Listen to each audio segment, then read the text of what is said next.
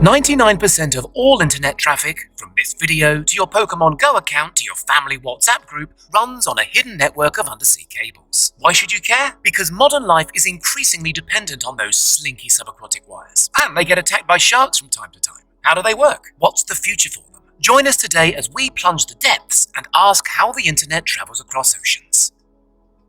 According to the authoritative Submarine Cable Map website, there are currently 493 active or actively under construction subsea internet cables crisscrossing the globe. These range from the relatively modest 300-kilometre Azerbaijan to Turkmenistan wire running under the Black Sea, to the absolutely gargantuan 6,600-kilometre Marea cable linking Virginia Beach in the US with Bilbao in northern Spain. Marea weighs the same as 24 blue whales, apparently. The firms laying down this serpentine superhighway, worldwide there's now 1.5 million kilometres of undersea data wires, are cagey about how much it all costs. But professional estimates indicate a typical transoceanic cable should set you back between $300 and $400 million, which seems like a lot because they're not especially thick, typically around the girth of a garden hose, and that includes layers of protective thixotropic jelly around the all-important fibre optic core, plus multiple plastic sheaths and copper wiring to power the thing. But even so, on average they can ferry an awesome 100 gigabytes per second in data, with newer and forthcoming cables able to transmit 400 gigabytes per second. So how does so much data fit down such slim channels? Part of the answer is an extremely sophisticated data wrangling technique known as dense wavelength division multiplexing. Put simply, dense wavelength division multiplexing lets data providers use more than one wavelength of light to convey information fiber optically. Instead, several wavelengths are employed simultaneously and stacked, creating astonishing data speeds. This happens at buzzing, data center-like landing sites at either end of the cable. Are the cables just straightforward long wires? Not quite. Every 70 to 100 kilometers or so along the seabed, cables are punctuated with so-called repeaters. These essentially serve as amplifiers, keeping the signal strength up to par over long distances. That's why the cables incorporate copper conductors, by the way, carrying up to 10,000 volts of DC to power the repeaters. How are the cables laid? They're first coiled into vast cylindrical drums on specialized cable-laying ships. As much as a year's planning and charting will go into plotting the perfect transoceanic route. Bad locations for undersea cables include anywhere volcanic or anywhere especially earthquake or mudslide prone, or anywhere heavily trawled by fishermen. The cable is spooled out the back of the ship at a sedate pace of around 10 kilometers an hour. If the ship encounters bad weather,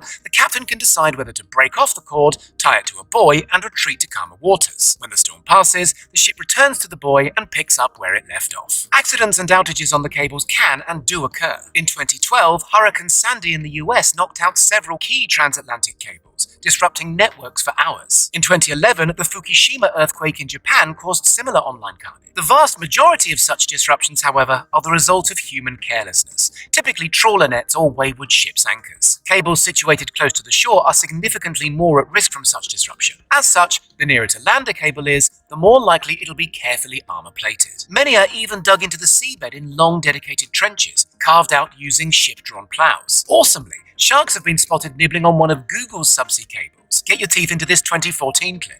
More sinister even than that, the US government has consistently warned of interference in the cables from hostile foreign powers like Russia or China. The US government should know all about that. Whistleblower Edward Snowden revealed in 2013 how the NSA had no qualms eavesdropping on fiber optic communications. The geopolitical implications of undersea cables are also fascinating. Last year, the Australian government intervened to prevent Chinese technology giant Huawei from installing a cable connecting Australia with the Solomon Islands. The fear is that China could use the link to gain access to Australia's sensitive internal networks. So who actually owns these cables? That's an interesting question. It's an expensive business, so historically nations or quasi-national telecom providers have picked up the bill. The world's biggest owner of cables remains America's AT&T, with a stake in some 230,000 kilometers of undersea cable. The second biggest owner is China Telecom. Frequently, cables are owned by groups or consortia of up to 50 separate owners, including tech firms, local government agencies, and other businesses. And while this model helps spread the initial cost, it's less helpful when something goes wrong and nobody can agree who has to put on a wetsuit and do something about it. Increasingly, big tech is recognizing its scope for growth is limited by the undersea cable network.